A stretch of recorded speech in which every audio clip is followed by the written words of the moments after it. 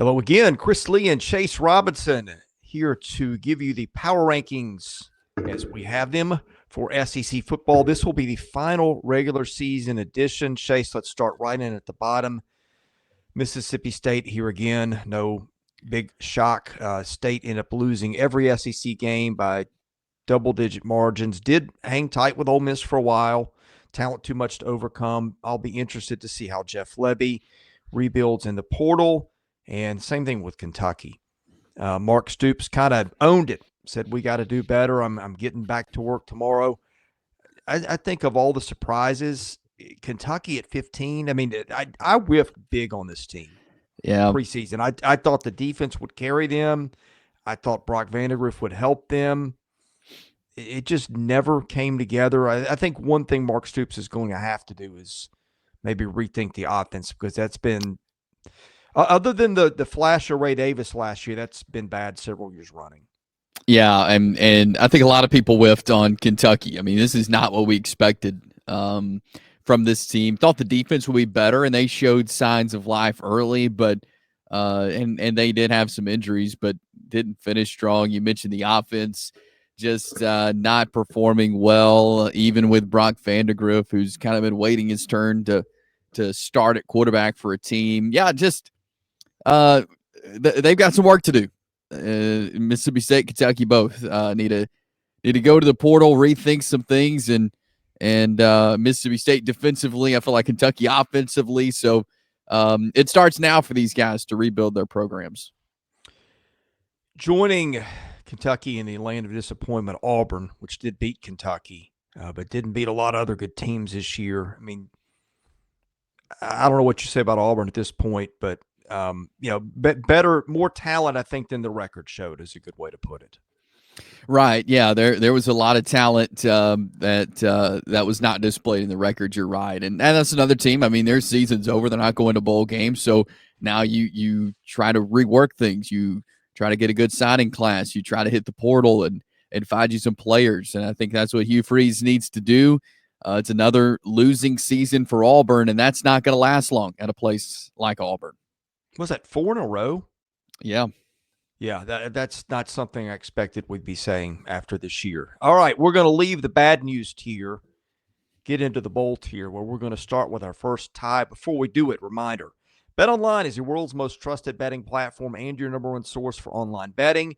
From the earliest odds to in-game live betting, BetOnline provides you with all the action and the ability to watch the games as they happen, with the largest selection of odds on everything from football, NBA, and college basketball, NHL to UFC, and MMA. Head to BetOnline today. Get in on the action with America's most trusted site for online wagering. BetOnline, the game starts here. Our tie, we've got Oklahoma at 12 and also Arkansas at 12. I don't really know what to do with these teams. Arkansas more carried on offense. Oklahoma more carried on defense. Yeah. Both in the regular season with losses, but we'll be going to bowls, Jace. Right, and I think that's good news for both teams, kind of how the season went.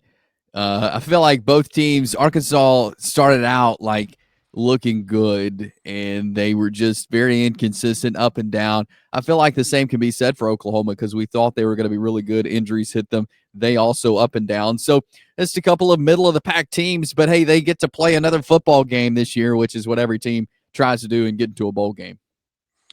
Number 11, Vanderbilt, team that just kind of ran out of gas down the stretch, jumped up 14-0 on Tennessee, and then the wheels kind of came off. This is a team that I think overachieved. I think if I'm voting coach of the year, Clark Lee's got to be on my top 2 or 3, and maybe he's the guy, given how tough it is to win there. But anyway, Vanderbilt will be going bowling. We'll just wait and see when and where. Yeah, and I think that's really good for Vanderbilt to, again, do what they've done this season. It's been a storybook season for the Commodores. And, yeah, while they couldn't finish the season like they started in, like, the middle of the year, there's a lot to be proud of for Vanderbilt. And, a lot of people, including myself, have them pegged down at the bottom of the SEC this year, and they're not. They were not a bottom-level team, and I think that says a lot about where they have this program. This is probably not going to be a popular take, but I think the coach at number 10 did a decent job too with some of the stuff that happened. The losses from last year, The injury to Harold Perkins, who's maybe the most talented defender in the SEC or close to it. LSU had a sneakily good season. You go back and you look at some of the wins they got. That the South Carolina win looms bigger and bigger. Beat Ole Miss. I think this was an 8-4 team that probably, and it's because in Baton Rouge, when you lose a few games, the whole situation just eats you alive. But I Yeah. think this was, there are different kinds of 8-4 teams, and I think this was a near playoff caliber 8-4 LSU. Just didn't quite get there with one or two too many losses. Yeah, and they had some really good moments, and then they had some games where they really want back. I thought they did some really good things, and yeah, Brian Kelly I thought did a good job because look, he had to do some hard necessary things in the offseason to try to rebuild this defense, and I thought the defense did look much better this year. I thought Garrett Nussmeier, he put him in some really good situations offensively, and so yeah, I think LSU. Again, they're going to have a chance to play in a good bowl game. This LSU team had a chance to do some big things. Obviously, you had too many losses, but I think I'm good with where LSU's at right now, and inconsistent at times, but who isn't? I mean, but I think they're a good middle of the pack team in the SEC. Another team that underachieved by the standards expected of it going in, Missouri. But Missouri ended up having a pretty nice 9-3 season. I think it's a legit top 25 team, probably lower 5 or 10 of the top 25, but top 25 nonetheless. Again, that's not a place where Missouri has historically resided. Although you had the nice little run the first 2 years the Tigers joined the league. But Brady Cook once again delivered a last-minute victory for Missouri, and I think this team a solid number 9. Hard to argue a lot higher or a lot lower. Right. Yeah. That's exactly where I feel like they should be. And Brady Cook has done a great job this year of leading that team. And that stretch where he was out and injured and kind of in and out was a really hard time for Missouri because, yeah, those were some crucial games that if they could have won, then they would be in the playoff conversation. And he's a game changer. I say it every week. I feel like when we talk, like when he's in the game, he changes the game and gives his team a lot of momentum. So I love Brady Cook. I've loved watching him play at Missouri, and yeah, I feel like just because the way the season has gone, I think 9 is a good place for him. All right, Chase. Let's flash back to what was the date? September 14th. Florida's just gotten run over in the swamp by Texas A&M, falling to 1-2. Remember the lopsided loss to Miami to start the season, win against Stanford in between. Who cares, right? If I tell you that Graham Mertz is going to get hurt a few weeks later and he's going to be done for the season, odds that we put Florida at number 8 at the end of the regular season are approximately what? Oh my goodness, very, very, very low. Yeah. What it's really remarkable what Billy Napier and Florida have done. DJ Lagway coming in. Yeah, Graham Mertz was all the talk. And look, I thought if Graham Mertz had a good year, I thought Florida could be decent. Now they had a tough schedule. We knew that, but I feel like Graham Mertz had the pieces around him where they could win some games. But yeah, when he went down, you have to wonder can you rely on Lagway? But the answer is yes. He has been tremendous, and he's a very reliable quarterback. I thought he fit well with what Napier's trying to do at Florida. It is just remarkable what Florida was able to do down the stretch, and the fact that no one gave up on that team, and they were out there, and they were in it, and they were in some games that they could have won, but didn't. I really like this Florida team, and the success they had. They had a lot of momentum, and they were riding that. And just hats off to Florida and their staff for these games plans that they put together because it was impressive. Well, it wasn't just that. Remember, that got flattened by Texas with all the injuries too, Yeah. and then didn't lose since then. So I think the vibes in and around Gainesville right now is good as they've been at least in a couple Yep. years. And Oh yeah. hey, hats off to Billy Napier navigating a situation where everybody was pre-writing his firing Yep. stories, and here they are. And I think going to be a team you don't want to face in a bowl. Shout out, you sponsor. We might have to work on a presentation here. But Sanders Logistics Moving Warehouse and Designer Services, an Allied Van Line agent. If you are looking to move somewhere in our area of the country, give Sanders Logistics a call. Okay, our number 7 team. If I can find my banners. Here we go. Texas A&M at 7. Again, another team hard to really argue much to move them down or up either way. Did not score an offensive point in a loss to Texas. The only points came on a Will Lee pick six that ran nearly the length of the field. But still, 9-3 season in this league. You'll take it. Given the competition, Aggies should get a nice bowl out of that. Yeah, I think so. And I feel like there's been a little regression offensively.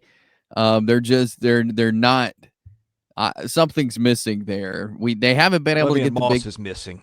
Yeah, and they, to me though, the pass game has just not been there all season, Yeah. and that's an issue. Like when you have to rely on the run, you can't sustain that all season. So there's something missing there as far as the game in the air goes. Like they were not able to get big plays all season, and that really limits them. And so you can only do so much when you have to completely rely on the run, and I feel like that's what they were having to do. All right, if you had one team that would want a do-over on the season, Kentucky at Auburn would be in the conversation, but I'm not sure anybody would top Ole Miss. Yep. Which all 3 of its losses were one-possession games. All 9 of its wins were double-digit wins. Ole Miss, was a team I thought was going to make a deep run in the playoffs. Yeah. Possibly at a national championship. That's what kind of roster they have there at Ole Miss. Just couldn't translate it into wins all the time. And some really head-scratching losses for Ole Miss. And, yeah, some ones they definitely want back. They got, again, that great win over Georgia. You thought, okay, they're about to just fire away here. And then that loss to Florida. And it has really set them back. So, yeah, they definitely want to redo, especially with the roster that had all the guys that came back this year and say, hey, we want to be a part of the national championship team. And Ole Miss and most like barring something crazy, that's not going to happen.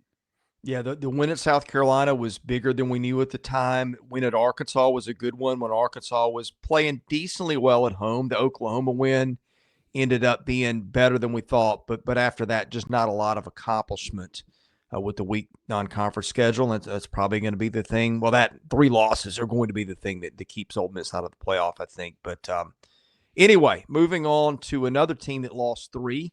Speaking of playoff, Alabama. Probably no team in the country. Debatably, we can talk about number 4 too. Had a better weekend than Alabama, given what else happened other places in the country. We said scoreboard watching would be a big part of Alabama's weekend. Oh, and by the way, Crimson Tide won the Iron Bowl. Yeah, they did what they needed to do. They got that win, which was important for Alabama if they do want a shot at the playoff. And I mean, this is a team that it's been inconsistent. I mean, it goes as Jalen Milroe goes, and we've seen him look at his absolute best, and we have seen him not look good in games. And so when you solely rely on a quarterback like Jalen Milroe and what he does, I mean, you're in a tough spot, and that's what Alabama's been this year. When you solely rely on one guy, and so I think they're still in a good position. Whether or not they get in the playoffs, they'll get a good bowl game, and I think you have to be patient with Alabama. Let Kalen DeBoer, get his guys in. That he see what he could do recruiting in his first recruiting class and everything. But I like Alabama where they're at right now. You got to be more consistent. It comes down to consistency, and that's something Alabama really hadn't been this year. All right, I said coach of the year in my mind between 2 guys, with apologies to Billy Napier, who might be the third. But, take your pick.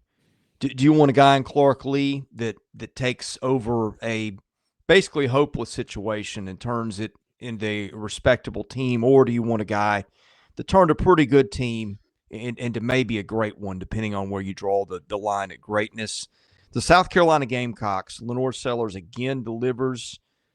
They're making last-second touchdown runs in long yardage situations, a specialty in Columbia. I don't remember if Rocket Sanders was like 3rd and 16, but Sellers' was. Anyway, I'm rambling. He scores a 16-yard, or on 3rd and 16, he scores a winning touchdown against Clemson.